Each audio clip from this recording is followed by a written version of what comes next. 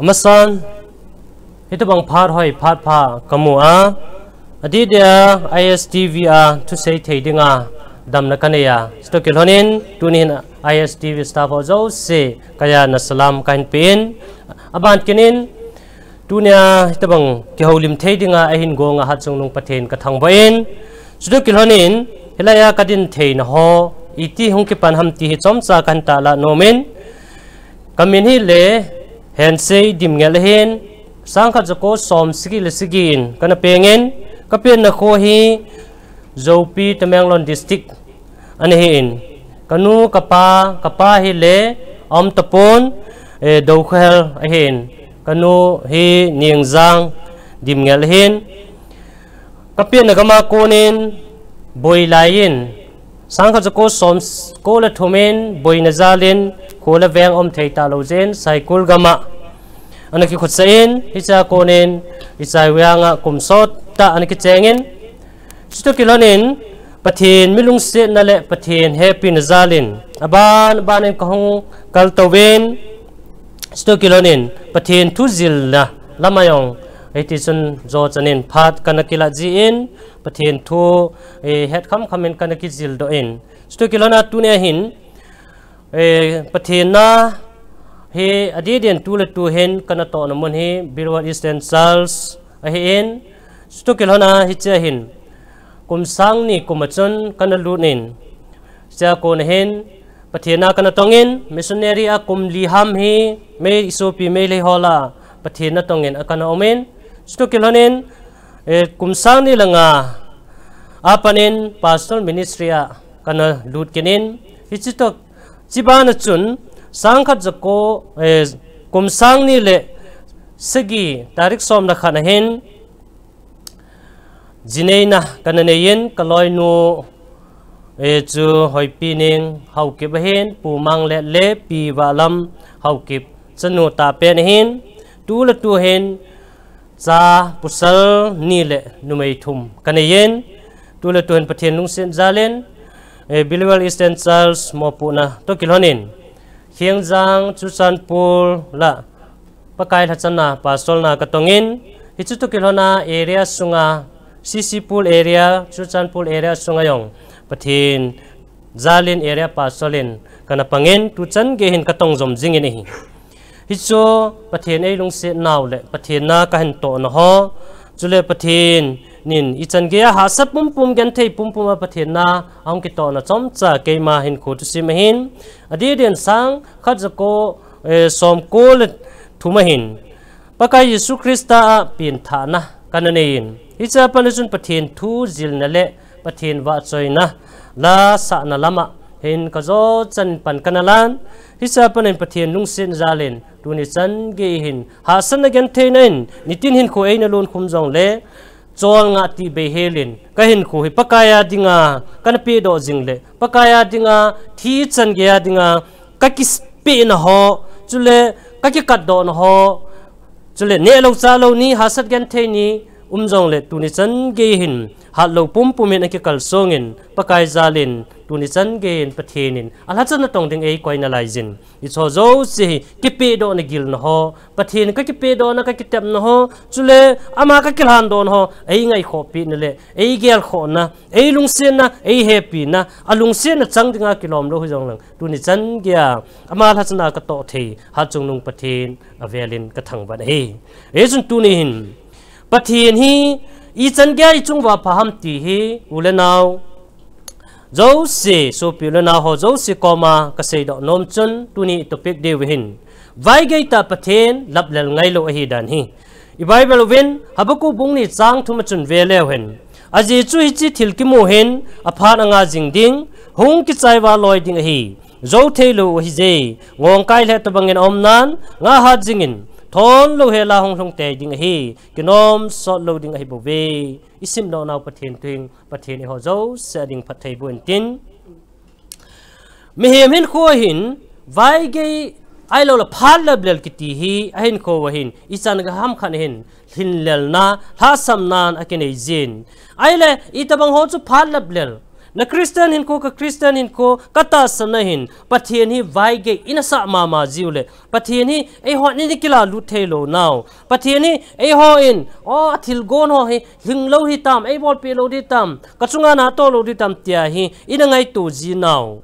chule anato inato na khana ko na lo sap na inei ho ai lo le ha ta wai tau chna yong i lo sap che ho ne la cha tha sam ko ma yong ilung lin vain ho i so zo sin pathian i ho na kon hin i chan ge ham khan hin tu lai hin i Christian hin ku hi o pathian na to ka chunga kelang talu ham ti hin ena ki gyal do jin hi mi hem hin khwa ding in wang kinem na zo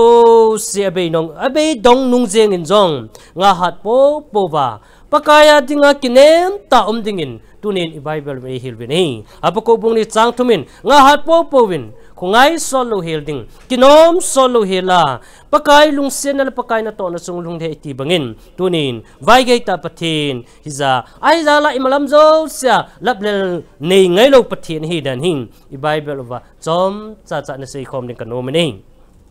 khanan tuipi san panga Israel te chungai tuin Exodus bung som lali sung vein Egypt ga ma ko na hom ki tol do Israel cha te tu ni hin ni thum lampi chol na nga ul sakaya lampi han zona wahin tui khang len pang tuipi san pang ong ge ven ni thum sung chol na nga lampi zona hi zevin amo hin kho hin ichan ge ham khat hin ki gyal na o chol na nga hi zen zan ong luna ki chol nga alla tuinya no ma chol nga ding kinem tai tha chol zo sikile lo dinga num jing lai win anung la mo vet le Pharaoh le asipai Egypt mi te sipai hon pi chun an dalvin hichun Israel mi ten kinep na zo se so na beitan amalam wa zam de ti jong la tui pi san omin anung lam wa nung zam de ti jong le Israel mi te adida that dinga hongkon Pharaoh sipai te chu tam pi nom vining hije chu no ma hodingin hichlai ta chun angai to le ama ho dingin kana nguiza kapma hin khoman tai lo imcham to pon mosi henga chun mosi hichigam sunga hi Egypt gam sunga ki vuina am lo ja hichigam sunga thi sa gam dinga nei pui do he ong tihin aphunovin am ho dingin kinep no zo se abeitan he yesu mo hita kinep na beiwa anung lamwa nung zam dingla amel mateo Egypt chipaiten abon cha thadiu malama azam jole tui khang lena bon cha thidiu hitlai hin khu chu sopi tunin nang hin khu hitale nang din mun tale ipi na ngai to dem ipi na gyal dem anung lamo ngai to jong le kinam na ompon amalamo ngai to jong le kinam na om de pon tui pi san chum hem hinan palgal kai the poi chule amalam min khova anung lama azam ki jole is jip sipai te chu mancha bin hiam la thelbein sa jo hakit poni e chun amahon hichlai ta chun kap le mawin ai lo le nguijin hin khu anane ivin akinap na zo se na beitan leng khal ka kowa ki thopi sa ding atiu jong le leng ka ko na pha jong om tapon chemjam ki pana sa de tiu jong le mancha ampon e chun amaho ding hin ima zo se ki chai ta nei hichlai ta chun ngai tu te sopi tu ni hin nanungen Israel mi te hin khusuga ngai tu ti min ama hodanga kiram na zo se bei dong dunga Egypt mi te na sa chai dinga chula tui pisana malama hin khu amanwa athi chai diu phat jing en jong ama hodingin vai ge ta banga kilanga aiza phajo se lablal ngai lo pathin chun ama hodingin thil kidang an bol tai amel mate Egypt mi tele ama ho ki ka chun na satain daltan banglai koin mei banglom banglai bang ki khani Egypt mi tem ho ko ma hung bet heloin jan kuba helin ku umang win hichlai ta chun ma hon tui pisan gal kai dinga kinep lo lai ta win mosin tui pisan zemin ding kola jeble keni kison jan pi ko bain hichi tui pisan na gal kai jeng theyun he ye chun tu ni hin tui pisan gala tui pisan panga mi zel mi ten akinep naw athon nunga jong vai gei lo laplel nei lo imalam zo sia hin na nei jing pathen chun amoding in thil kidang an bol tan he ye chun tu ni hin khon sopi vai gei ta pathen tu ni hin laplel nei poi nang ma hin khorong pathenin hasana boina gen te na tampia ko na nuhu do no me ti hi tunin akhana iga se do no me ani na in ni na lang te bungu bung segi chu velan pi ki mu am samara ko pi kil ha thu ki muding he Elisa khang lain samara ko pi galten om ki mu ven chat thailovin om ta win hi ko pi sung kil ha san sangan lu chang jeng jong dangka scale som gate amat helin kil chu ha in mel maten om kim vel ta win hi kila ha besena ne ding om talwa chula mo dinga I macha ki an hol na ding phar om talwa acha teu jong ana anei jeng amu phat ong lun chen gein samara kopi sung chun ki na thai jeng ne hichilai chungai tuti hichidin mun alhun jeng pharwin samara leng pa chuni pi sayam hiti hin ase nahi hichigan tene pakaya ko nahi iya sukai mai pida pakaya ka kinet na lighting ham tin aman tiljo se pathin sun lel na pathina ko na ha sanong loi ti na kilata ni hichunele san pi sayam leng pa le mi pi henga chun jingteng tu pha don ta hele pathin an tuik ta ta nan pe wa dangka scale kana kizoding an tui ta ta sunane diu he tivin hing hichilai an tui ta ta jing tu don phana ne dinga Elisa thiam ga pa in Elia thiam ga pa nan sei pi chu sipai jalam kai pa in ata san pon pathen ama ta in jong van ga ma bang ko chain hon do a chule bang ko na pathe go chon chon chan do a tu ne hichi hasan kil hana samera mi te chunga kil hana hi ama tanjong bol thadinga hi thading hinam pathen ama tanjong hi thai ta ponte bolo bol thai ta ponte ti ne se hichlai ta chun Elisa thiam ga pan pi seam nangman wang jing te tu don phata pathen thil bol kidang le pathen na to kidang hi namita namu ding hi ama wang nangman an chun ne kha ta lo ding tihin pathin na kona het sa dung jin sipai jalam kai pa na sei bangin ajingin an la tuita ta ho ki muin an tuita ta nevin sipai jalam kai pa chu an ki chu nalamin achun livin amu wang amu ane khapu ni ejo mo hodinga kinam na omdong nung jengin jong pakai pathinin hichi samara mi teringin nasatan pathebo in lol hin asempin an tuita ta nel sa tuita ta sa pin chisun am hodingin kinap na hinso na abol pin hey henge tuni so pi ngai tun samara ko pi mi teringa wang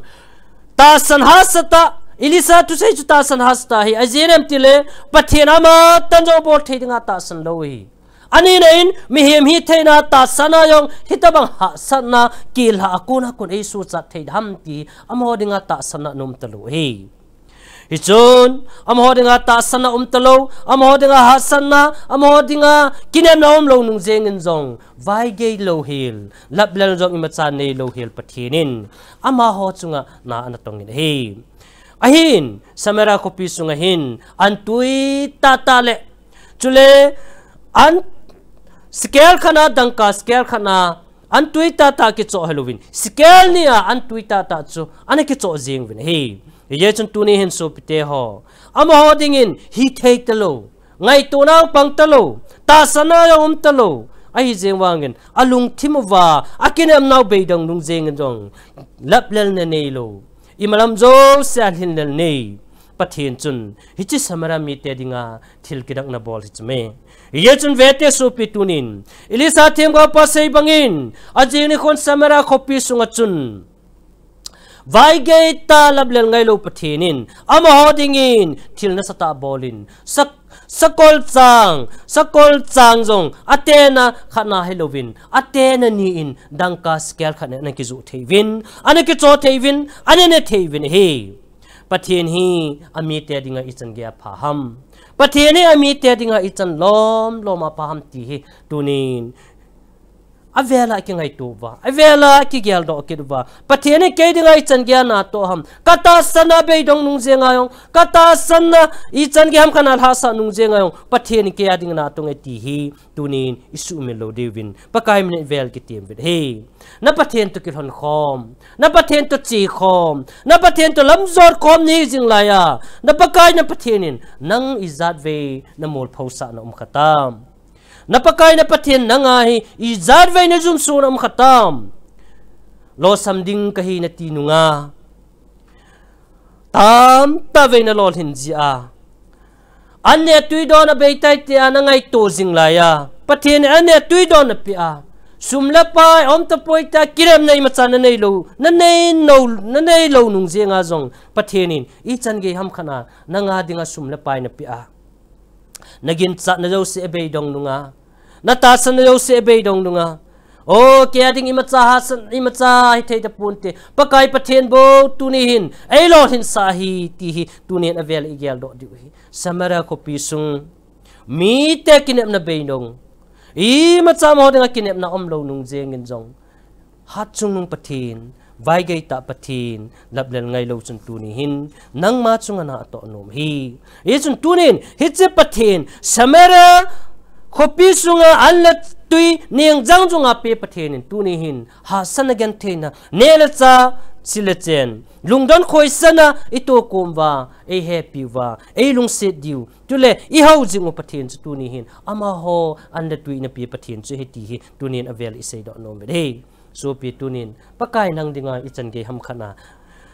ai lo le nang dinga pakai pathin ichan ge ne zum su kham pakai phai pakai e ho dingin phalom lom jing ye chun pakai pathin hi vai ge ta pathin lablel ngai lo heti hi tunin ani na iga se do no he athum nain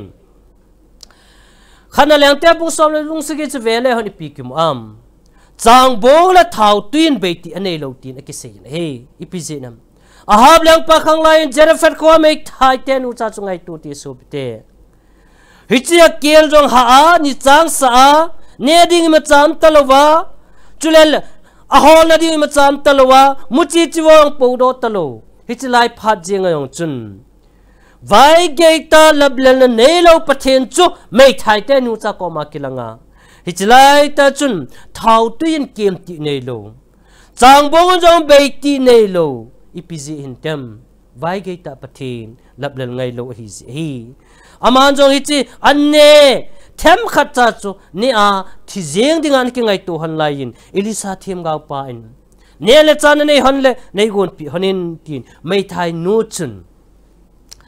alunin changbong them khat thau them khat chu ka kangin elisa ga pen hichun elisan pi seam na changbong beiti nei lo ding na thau tuin jong kan ti nei lo ding atin he ane ding mi ho ko ma ka thum ding la mei thai honin koi ma chan pi pun tin mi hau sata ta in jong ama aloi go ho ko ma ne ding thum ngam lo pha kil ha lai ta hi mei thai chaga ai hon jin mi te ding gel do khamai pon mi te ding in I ma cha hon pun hi ai wangin mi te ding ma cha hon I jong le vai gai ta pathin lablel na imacha nei lo pathin chu amani koma akilangin amani dingin kum thumle thagu sungin ne la cha ning jang jungin na pen choti nei lo chule beiti na lowin chang bong le thau tuin kem ti nei lowin ani tinin amani dingin ana umjingin he khana leng te bung sigi som le ki chang gena ko na som ni le simin hichila hin ko chungai tu ti tunin sopi ne ding mi ho ko ma ka thum hon jong le la koi man pi hon pon tin chule a hol na ding la thale jung nei hon pon tin leikal di la muchi chi wa pon tin gamla ha galai ding la amani ding in ma cham thei pon ti hi jong le amani kinep nu chun vai ge lo pathinin amani kel ha sunga wa ding in anagon pi jing he he chun tunin hi chi ha sana gen thein ne le cha umlo thu hi a jerfer ko mai thai te nu chat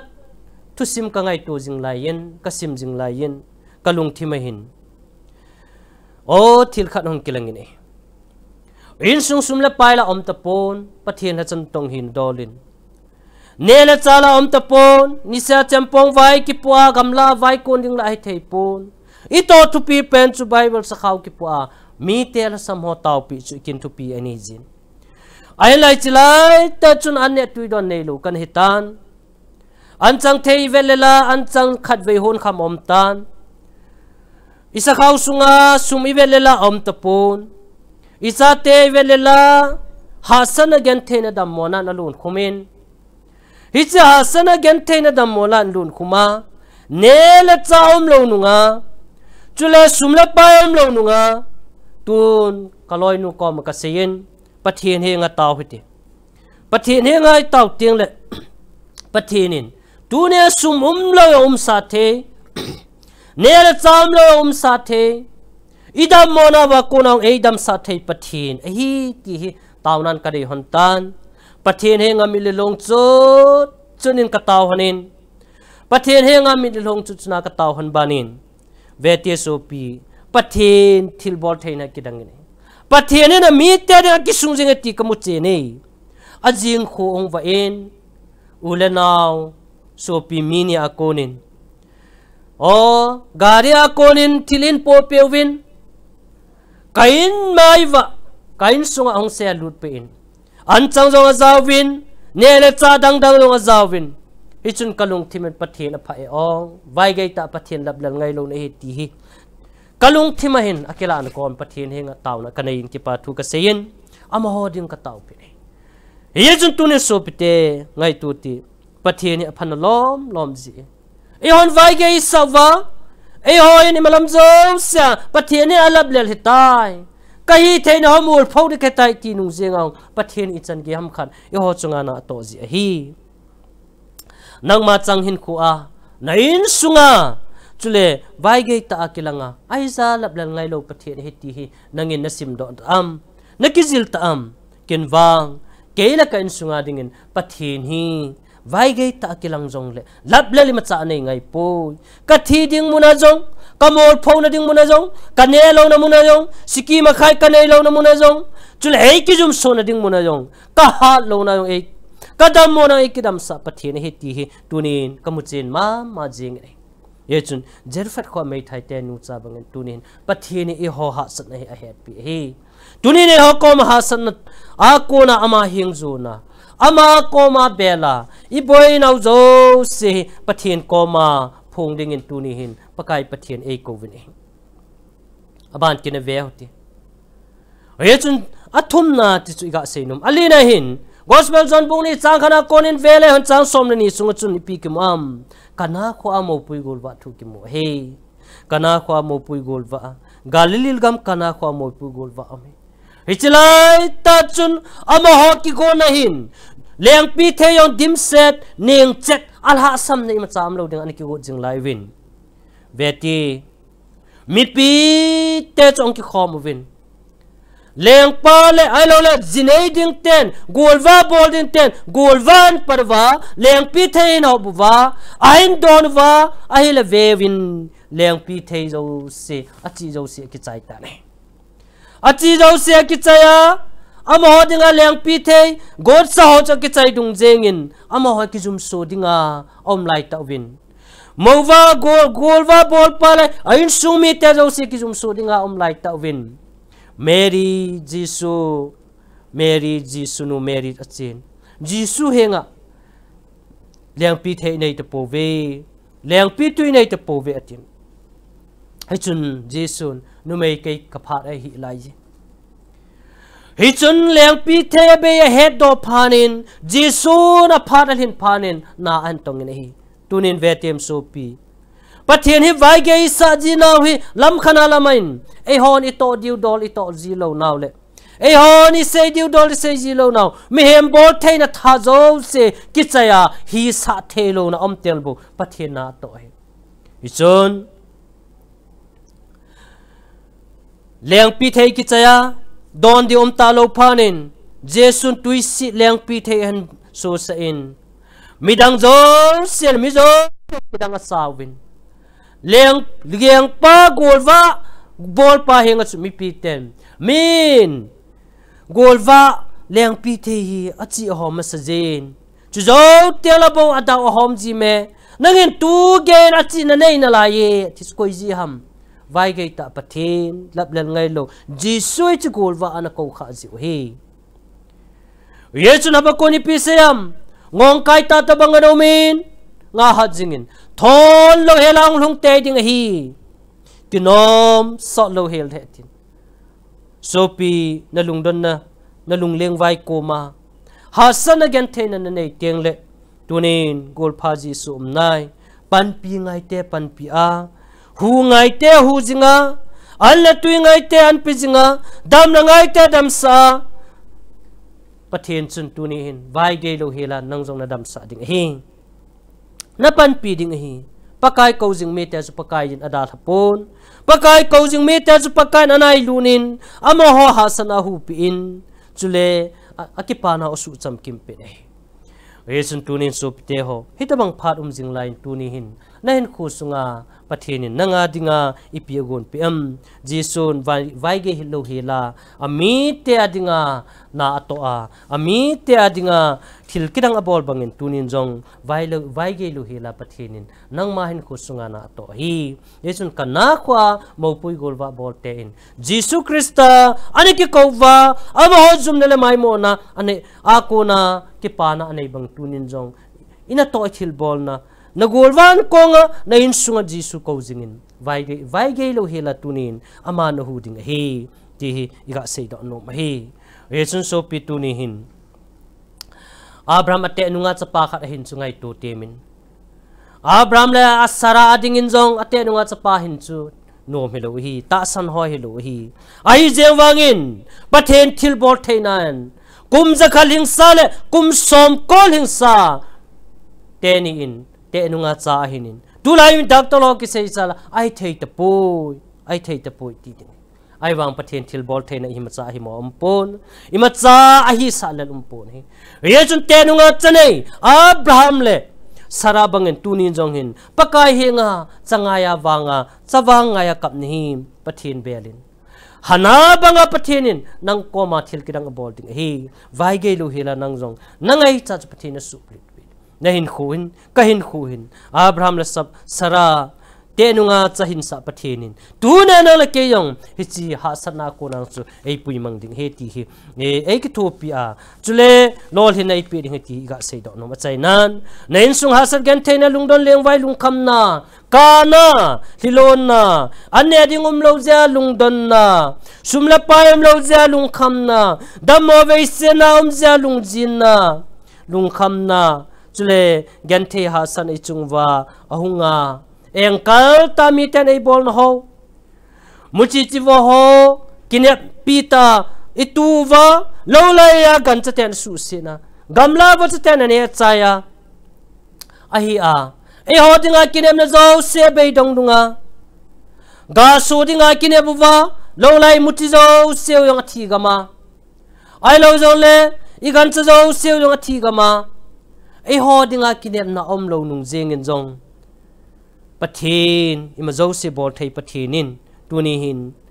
ai ho kinem na be dong dung ngin ima na atong e ti hi tuni hin isu pite ho avela igel do kin kitem win je chun habakung pi sayam nadam mo na hasan na nele cham lowa nagan chate thi gama nain sunga dam mo na oma sumla pai hasan na lun khum teng le pakai za kinem na ometi wang sumil in ichon habakung pi sayam thei chang pung pha yen lang leng pi goya ga po hi jong le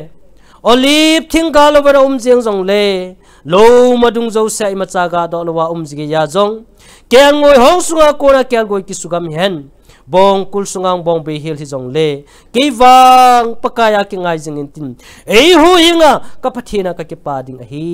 atin e chun tuni hin vai ge ta pathin lablal ngai lo pathin tuni hin ei ho chunga na to hi e chun tuni sup te ho jisu krista ani veina hong kit ding hi vai ge na sa walam hi chi vai ge na sa na zala kona i chan gem khana ta sana dai tha ni ham pathin nau na kona lung kim ta lo ni ham tunin wang vai ge se jong la chun pakai amala ma ding ma cha vai ge po ye chun pitel le khabu in mi hiền tên vai gây sa na hồi bắt thiên amalam đô la vai gây hilovin tu na nang la kein chọn sen lung ấy hay man thiên dinga nang la kei zala ni khu ngai sọ hay bobe ati bangin tu ni hin gente hasan na puma pakai na tonga gente hasan na puma pathin lenggam na tong dingin ye chun vai gây ta pathin lablal ngai lo hin tu ni hin na ngai cha jo sin su blit no me na dam mo na ko na hasan na ko na lung kham na ko na lol hin ding na dei na ko na imalam zo sen tu ni hin pathin ichung wa kila then ding pathin de hin kun mangutin pathin lung de hin khu mang la hin pathin lung sin na pathin pan pin ichan diu he ti hi tunin achai na iga sei do nom hen lang achungai sei ho hi tunin nang la kein i ho pathin chun tu na hi nang le ke chunga abola vai ke lo hela ai pe ding he tu ni hin ngai tu ti tui pisana Israel mite samra ko pe Israel mite jerfer ko me thai te nu cha kana ko mo pui gol vate Abraham na Sara ngai tu in pathenin ama ho bon a pe thel tu ni nang jong ke jong ai pe the he ti chom sai ga sei do han lang isei kil yom le tingai da mutin isei kha nau tu chang ha pathen ho zo sa dingin phathei bo pita ka ki pai